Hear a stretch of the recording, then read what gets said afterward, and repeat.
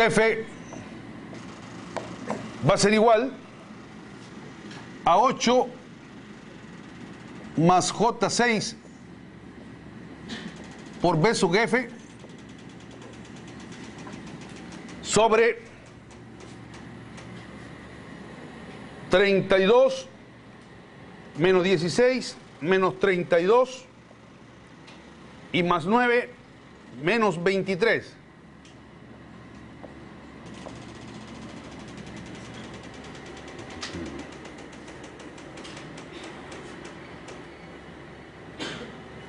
Y acá tenemos J64 más J64.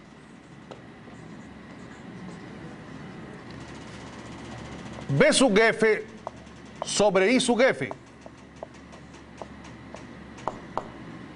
que viene a ser la impedancia de Thevenin, es igual a menos 23 más J64 sobre 8 más J6.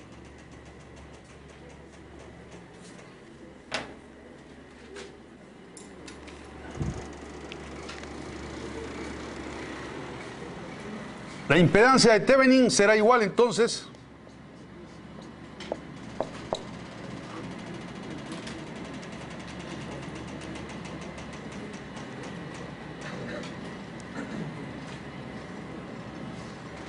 (68) a un ángulo de 109,77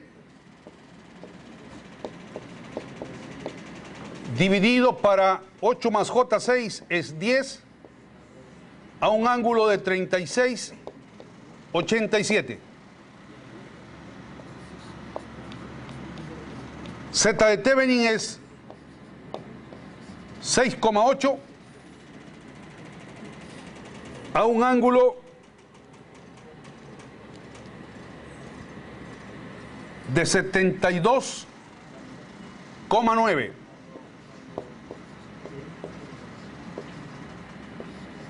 ohmios. O en forma rectangular, esto es igual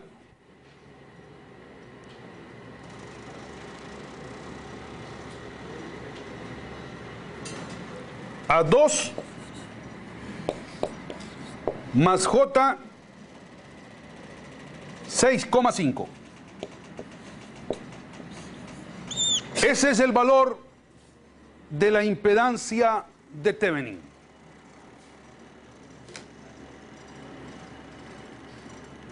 Preguntas respecto al cálculo de la impedancia de Thevenin.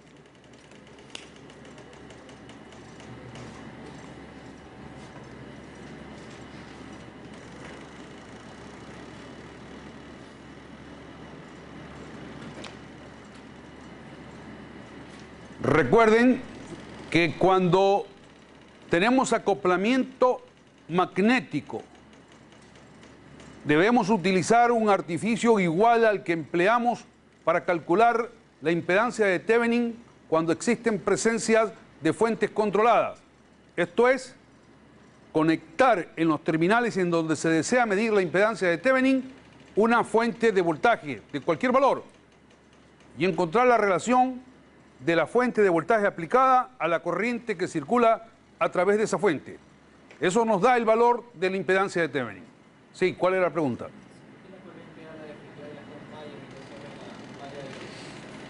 ¿Por qué escogimos lazos y no mallas? Para evitarnos trabajos, simplemente. Porque si tomábamos corrientes de malla, la corriente que debemos considerar es la corriente neta que circula a través de la fuente. Y tendríamos que haber calculado, por decir algo, I sub 1 e I sub 2, y la corriente neta sería igual a I sub 1 menos I sub 2. Por esa razón preferimos utilizar corrientes de lazos antes que corrientes de mallas, pero siempre teniendo en cuenta las condiciones que nosotros debemos cumplir. las que mencionábamos clases atrás, cuando empezamos a ver los métodos generalizados de análisis de redes eléctricas. Los lazos no se los puede escoger de cualquier manera. En primer lugar, debemos considerar que el número de lazos a escoger debe ser igual al número de mallas. Ahí hay 2 mallas, por lo tanto son 2 lazos lo que tenemos que definir. Y en segundo lugar, en la elección de los caminos que definen a los lazos, no puede quedar ningún ramal de la red omitido. Todos tienen que ser considerados.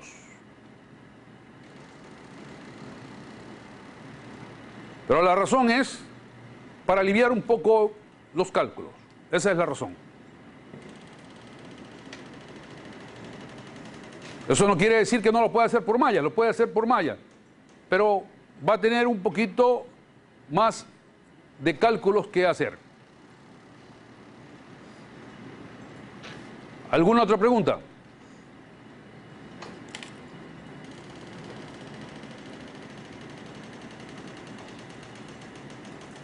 Bien, nos piden qué valor debe tener la impedancia de carga ZL para máxima transferencia de potencia.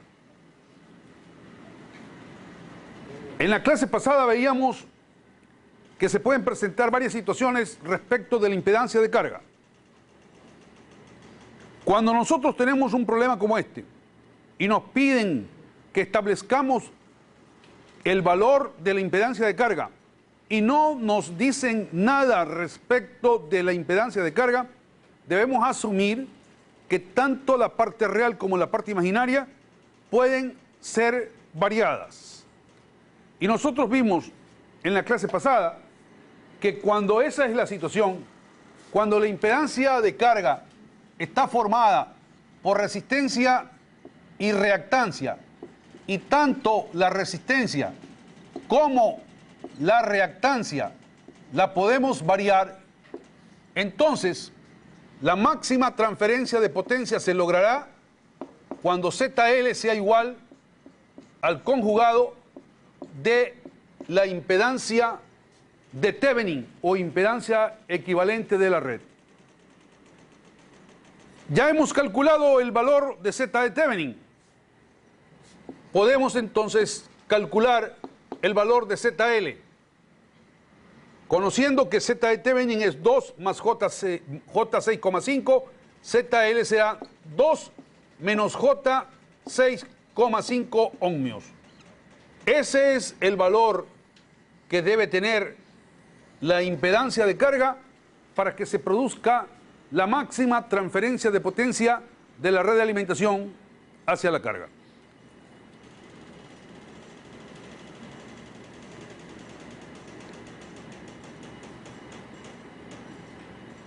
La última pregunta que nos hace el problema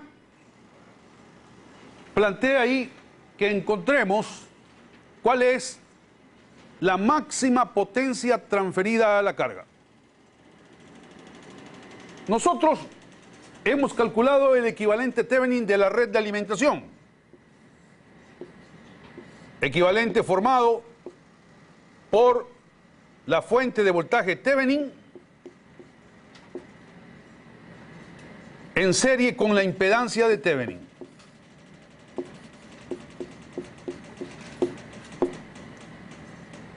La fuente de voltaje Thevenin, el valor de la fuente de voltaje Thevenin, ya lo conocemos, ya lo hemos calculado.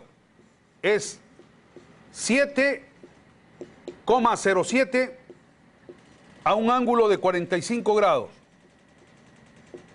Voltios. Y el valor de la impedancia de Thevenin lo acabamos de calcular. 2 más J 6,5. Estos son los terminales AB.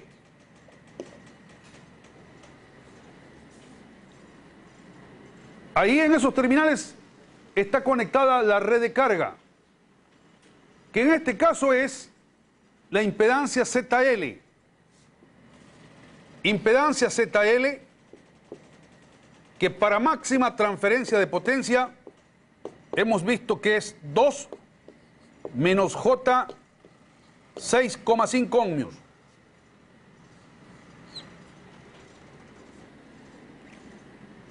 Nos piden el valor de la máxima potencia transferida a la carga.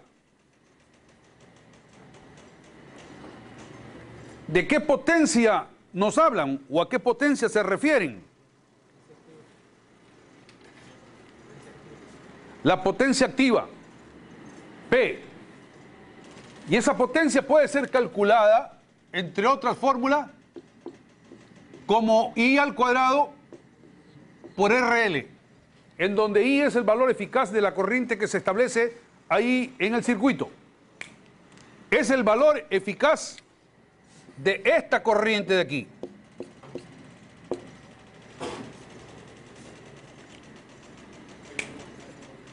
En este circuito, nosotros podemos decir que la corriente I es igual al voltaje aplicado, que no es otro que el voltaje de Thevenin, dividido para la impedancia total de la red, que es Z de Thevenin más Z de carga, igual a B de Thevenin sobre R de Thevenin más JX de Thevenin, y la impedancia de carga es el conjugado de la impedancia de Thevenin. Así que podemos escribir esto como R de Thevenin menos JX de Thevenin. Y el valor de la corriente va a ser igual al voltaje de Thevenin sobre 2 veces la resistencia de Thevenin. O si prefieren, al voltaje de Thevenin sobre 2 veces la resistencia de carga, puesto que la resistencia de carga es igual a la resistencia de Thevenin.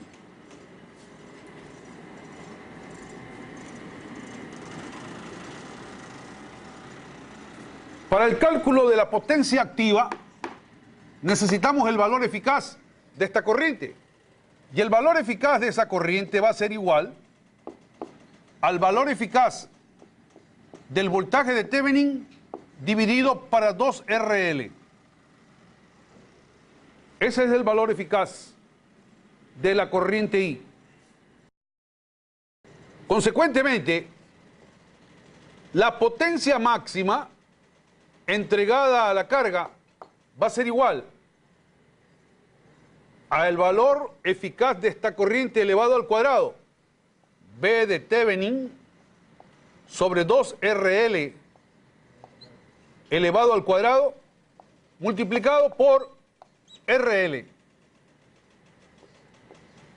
Y obtenemos que P máximo es igual a B de Thevenin elevado al cuadrado sobre 4RL. Una expresión similar a la que utilizamos nosotros en corriente continua.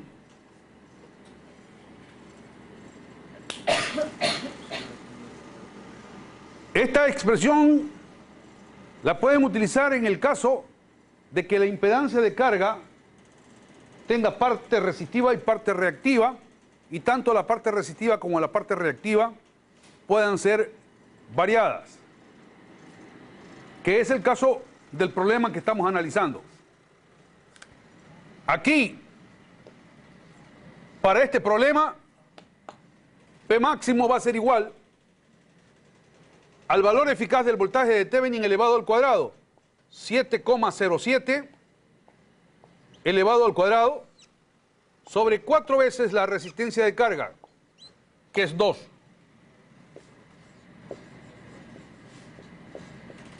Esto es 50 octavos de vatios. Esa es la máxima potencia entregada a la carga.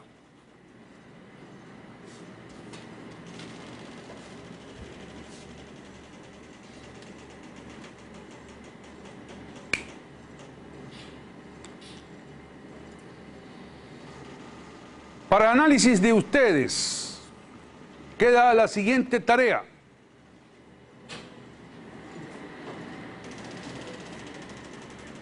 Esta expresión de aquí, la tarea es la siguiente. Investigar si esta expresión de aquí para la máxima potencia transferida a la carga puede ser utilizada en los otros dos casos. Vale decir, en el primer caso, cuando la impedancia de carga es resistiva pura, y en el tercer caso,